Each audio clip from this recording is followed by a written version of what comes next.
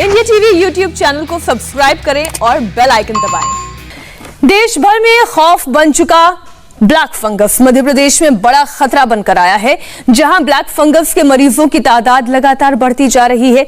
मध्य प्रदेश में black fungus के 573 से ज्यादा मरीज मिले हैं। मध्य प्रदेश में एक दिन में ब्लैक फंगस के 152 नए मरीज मिले हैं।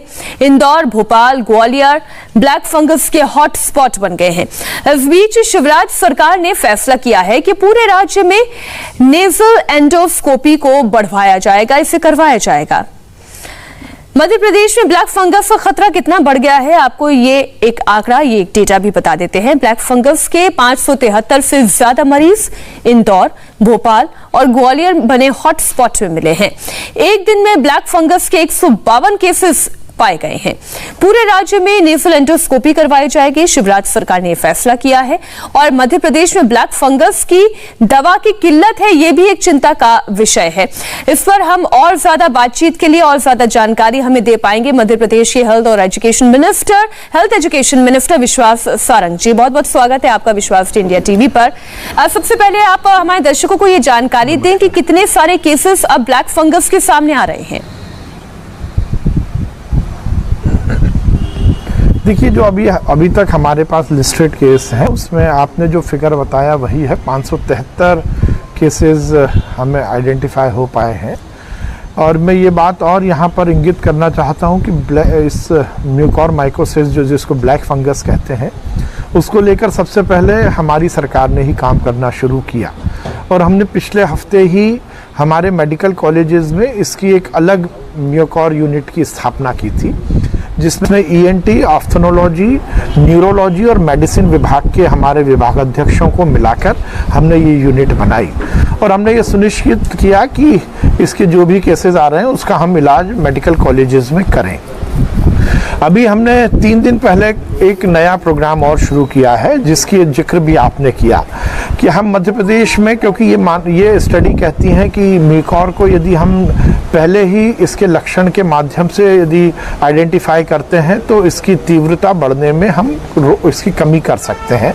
यदि नाक में ही इसको रोक लिया जाए तो ये आँख या ब्रेन तक नहीं पहुँचता।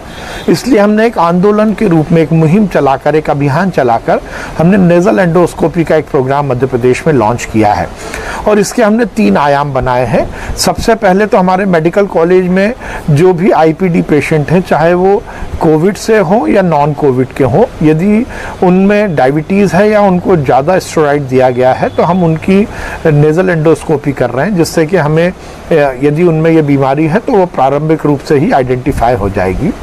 उसके साथ ही हमने ये भी निश्चित किया है और इसमें हमने ईएनटी एसोसिएशन से बात की है और मध्य प्रदेश में विभिन्न जिलों में, विभिन्न शहरों में जो प्राइवेट सेक्टर में ईएनटी सर्जन काम कर रहे हैं, हमने उनसे भी गुजारिश की और उन्होंने हमारी बात को माना है। प्राइवेट सेक्टर में भी हम nasal endoscopy free of cost करा रहे हैं। कोई भी व्यक्ति, चाहे वो 1 महीने पहले, 2 महीने पहले कोरोना से डिस्चार्ज हुआ हो या कोरोना ठीक हुआ हो, वो यदि उसे लगता है कि उसको नेजल एंडोस्कोपी कराना है तो वो प्राइवेट सेक्टर की ईएनटी सर्जन्स के पास भी जाएगा, वहां भी उसकी nasal endoscopy free of cost होगी। उसके साथ ही हमने एक निर्णय और लिया है जो कि आगे इस लड़ाई को जीतने के लिए बहुत महत्वपूर्ण होगा कि हमारे मेडिकल कॉलेज में जितने भी आईपीडी पेशेंट हैं, हम उसकी patient to patient case history बना रहे हैं कि इसका कारण क्या है। क्योंकि कुछ लोग बोलते हैं कि ओवर डोज ऑफ स्टेरॉइड है, कोई बोलते हैं अनकंट्रोल्ड डायबिटीज है, कोई बोलते हैं एटमॉस्फेयर में है, पर हमें इसकी सही जानकारी मिल सके उसके लिए हम इसका पूरी स्टडी करा रहे हैं और 1 हफ्ते में हमें लगता है कि इस स्टडी का जो परिणाम मिलेगा उससे हम इसके इलाज और इसकी रोकथाम पर काम कर पाएंगे। तो हमने लगातार इसकी रोकथाम के लिए काम किया है। इसका जो इंजेक्शन है एम्पोथेरेसिन, वो उसकी कमी जरूर है, पर उसका भी युक्तिकरण हो सके उसके लिए हम पूरा प्रयास कर रहे हैं। इसी के लिए आप क्या प्रयास कर रहे हैं, इस पर भी आप थोड़ी सी रोशनी डालें, क्योंकि केसेस ऐसा नहीं है कि ब्लैक फंगस के पहले नहीं आते थे, लेकिन जितनी बड़ी तादाद में और संख्या में अब ये केसेस सामने आ रहे हैं, ऐसे में इसकी मेडिकेशन की कमी न सिर्फ मध्य प्रदेश में, बाकी जगहों पर भी देखने को मिल रही है। लेकिन मध्य प्रदेश सरकार क्या काम कर रही है? देखिए, माननीय मुख्यमंत्री जी स्वयं इस बात को लेकर प्रयास कर रहे हैं कि हम इसकी जो इंजेक्शन है एम्फोटेरेसिन, इसका पूरी तरह से आपूर्ति मध्य प्रदेश में सुनिश्चित करें। हम डायरेक्ट फार्मा जो कंपनीज इसका निर्माण करती है उनसे भी बात कर रहे हैं और केंद्र सरकार से भी हम बात कर रहे हैं कि इसकी आपूर्ति सुचारू हो सके।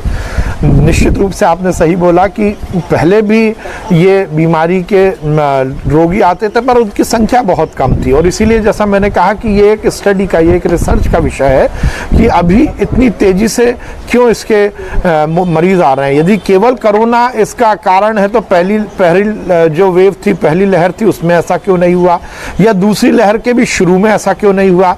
क्या ये कहीं जो म्यूटेंट वायरस है इसके कारण हो रहा है? इसकी एक स्टडी करना मुझे लगता है बहुत ज़रूरी है, पर हम उसकी स्टडी भी करा रहे हैं और उसका इलाज सुचारू हो सके इसकी भी पूरी व्यवस्था कर रहे हैं। क्या इसके इलाज के प्रोटोकॉल के लिए, क्योंकि अभी एक दिन पहले हमने ये खबर देखी थी कि दिल्ली में एम्स जो है इस पर एक कमेटी गठित कर इसके प्रॉपर मेडिकेशन का क्या प्रोटोकॉल होना चाहिए, कब दवा देनी चाहिए, किस तरीके से इसका इलाज होना चाहिए, इस पर एक गंभीर स्टडी कर रहा है।